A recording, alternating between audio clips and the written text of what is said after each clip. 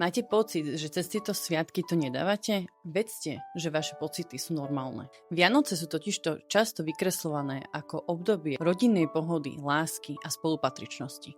Pre mnohých môžu byť tieto sviatky náročné, pretože to môže spúšťať smutok, osamelosť alebo úzkosť. A najmä pre tých, ktorí prerušili kontakt so svojou rodinou kvôli nezdravým alebo traumatizujúcim vzťahom. Chronická osamelosť môže viesť k depresii, úzkosti a poruchám spánku.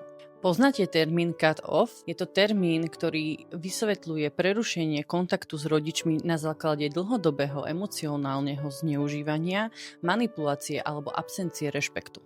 Prerušenie kontaktu s rodičmi je síce bolestivé rozhodnutie, ale je aktom sebaochrany a zdravého nastavenia hraníc. A čo na to pomáha? Pomáha na to aktívne si naplánovať deň v podobe dobrovoľníctva, prechádzok, spojení s priateľmi alebo jednoduchým tvorením. Samota totižto nemusí byť osamelosť, ale môže byť pozvánkou návratu k sebe. Svetlo, ticho, prijatie. A teraz si konečne dovol ísť svojou vlastnou cestou. Zazdieľaj sviečku do komentára, ak zažívaš podobné trápenie.